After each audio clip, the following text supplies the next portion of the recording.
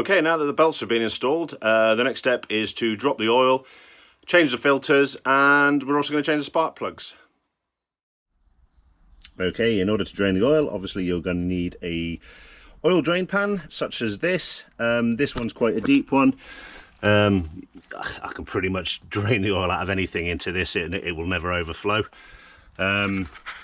Obviously, once it's been captured in here, you need to dispose of it sensibly. Do not, under any circumstances, just pour it down the drain. Make sure you dispose of it through your local authority at the local council dump or tip. Here is the drain bolt for the oil pan. It is 17mm. Simply pop it out with the drain pan underneath. It shouldn't be too tight. Oh, there we go.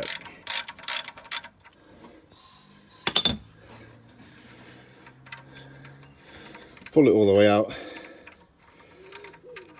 like so, and let the oil drain. Now, what's worth noting on the plug is that there is a sealing washer. We're going to replace the sealing washer with a brand new one, and I am going to anneal it before fitting it.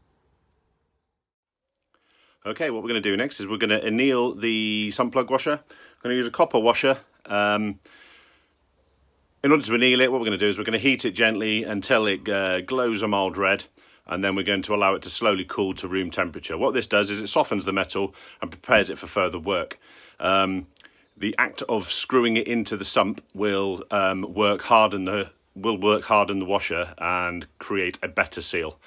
If you fail to anneal the washer, there is potential for further leaks from the sump plug.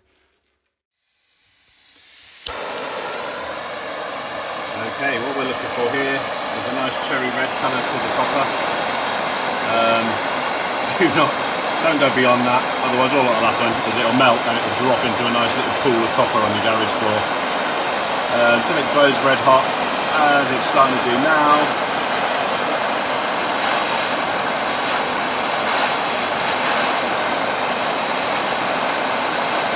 And that's plenty. Turn off the gas. Now allow that to cool to room temperature, and we'll come back to it in about 5 minutes or so. Okay, what we're going to do next, while we're waiting for the sump plug washer to cool, is we're going to remove the oil filter. Now, the oil filter is at the front of the block. I'll show that in a second, but we're going to have to use a tool to remove the filter itself. Now, there's different types of tools on the market. There's a chain type wrench, and there's a cap type wrench, which is, as you can see, it's got loads of flats around it. I think there's about 14 of them, and these are specific to specific types of filter. This one won't fit the one on the Kia, however, so I'm going to use the chain type wrench. And the way this works, if I demonstrate it on this kind of WD-40, is it goes around like so, and then you simply, using a ratchet, tighten like so, and it will grip the filter and enabling you to twist it off. Simple. Here's the filter here. Let's get it off.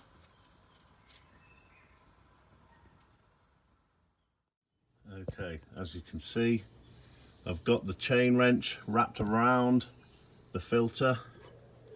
Now all that remains is for me to give it a tighten like so. And as you can see, it's coming off. As you can see, it's nice and loose. Now I should be able to turn that off by hand. What we need to do though is ensure that the drip tray is underneath the filter, as we will lose a little bit of oil as we unscrew it.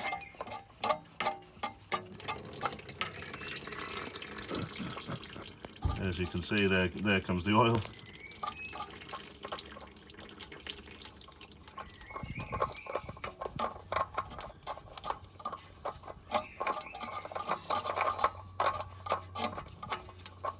Come on. And there you go. And there's the filter. Just drop that into the tray. Now what we need to do is clean that to ensure that there's no grit, grime or anything on the mating face where the seal will sit. Okay, we're just going to clean around where the mount for the filter is with a cleaning cloth or a rag. As you can see, that looks nice. Just make sure there's no grit on the face where the seal is going to sit, which is this silver ring around the outside. This silver ring around the outside is where the seal will sit from the filter. So make sure there's no grit in there, otherwise it won't form a good seal.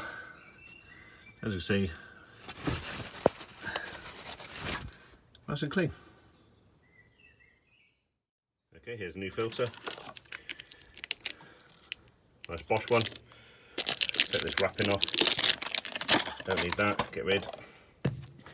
Okay, what we need to do now is we need to lubricate this this seal here with just a small smidge of clean oil from the new bottle.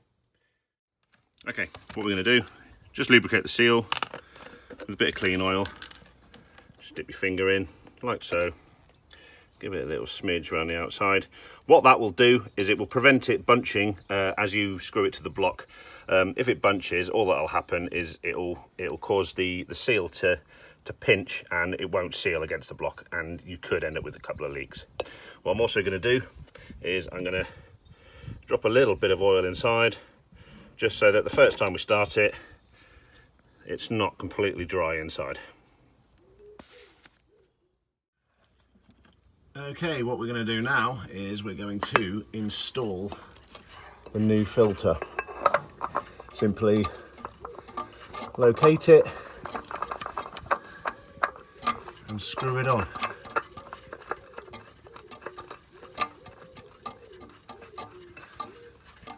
Goes on quite a way.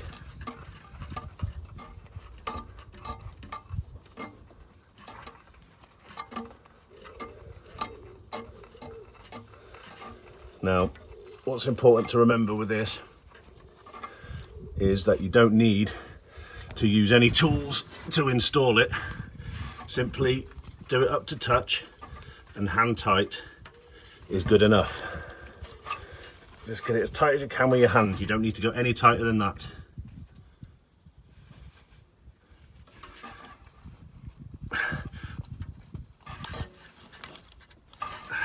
That feels good. Okay, so now the washer has sufficiently cooled, so I can pick it up with my fingers. What we're going to do next is install it onto the plug, just like that. Next, we simply take the plug, do it at finger tight, and then torque it to specification.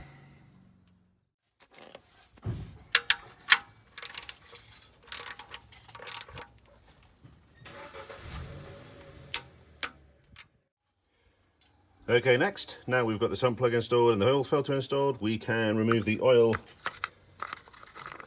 filler cap. Come on, off you come. Then we can pop in a funnel and add the engine oil. Now this particular car takes 3.3 litres of oil from empty. The best way to do it is put in around about half, keep checking the dipstick, add the oil, check the dipstick, add the oil, check the dipstick.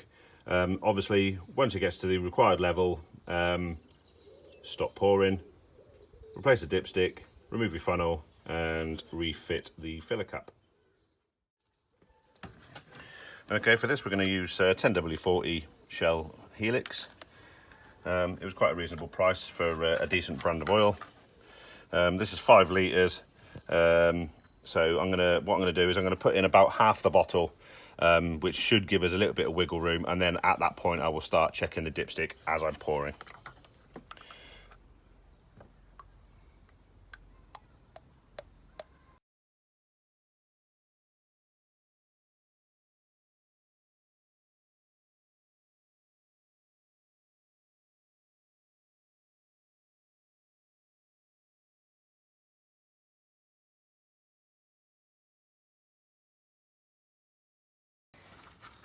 Okay, so that's half the bottle.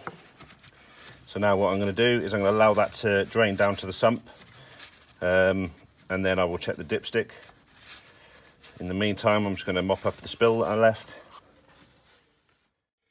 Okay, now it's 30-40 seconds have passed. That's enough time for the oil to drain down to the sump. What I'm going to do, I'm going to pull the dipstick, give it a wipe, re-dip, and check it out. And the oil level is just there. Don't know if you can see that on the video, but that's where the top of the oil level is, just there. I'm going to put a little bit more in just to take it up to the max line, and then we'll come back to it. Okay, after the little top up, just give it another check. And that's perfect, we're bang on the max mark. So, remove the funnel, replace the filler cap, and now onto the plugs and the air filter. Okay, air filter.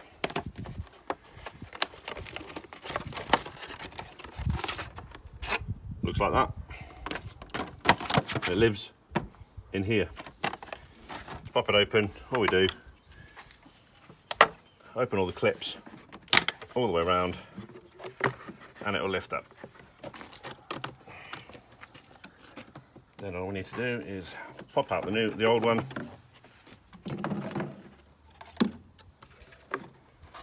pop in the new one, just like so. Refit the cover, close all the clips. Next, spark plugs. Okay, change the spark plugs. All you need to do is simply pull out the HT lead, and then you're looking down in here at the plug. In your toolkit, you will find a specific spark plug removal tool, and what it has down inside is a little rubber grommet. And what that does is that rubber grommet will grip the plug, so that once you undo it, it will be able to pull out the plug without it just dropping back into the plug well. So what you do,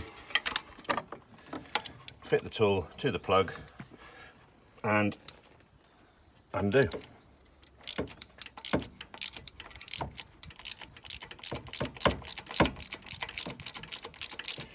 Just like so.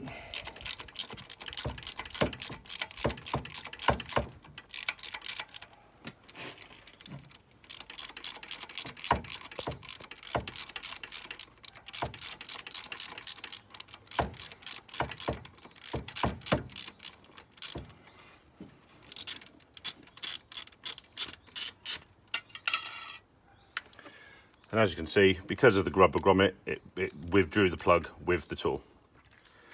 Okay, here's the new plug. All you need to do, take it out of the box. They will come pre-gapped. You don't need to worry about gapping the plugs on modern spark plugs. But what you do need to do is just compare them, make sure that the thread pitch is the same and that they're the same size.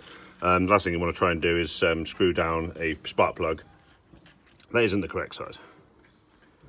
Okay, so what we do, take the new plug. Now, do not use the ratchet at this stage under any circumstances. What you can do, if you use a ratchet to screw down your plug, is you can risk cross-threading the plug into the cylinder head, and then you're in a world of pain. So simply fit it to the tool such as this, offer it up to its opening, and then gently screw it in by hand until you meet resistance. Once you meet resistance, then get your ratchet on. By you doing it like this, you remove any risk of cross-threading the plug into the head, because your fingers are literally not strong enough to do that.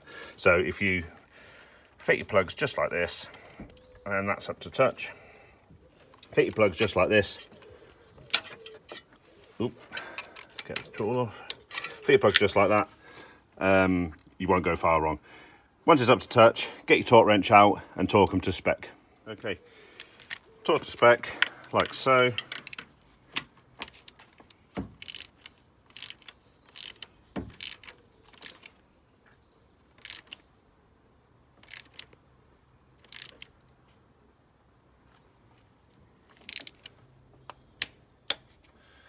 Just like that. Ooh, come on, out you come, tool.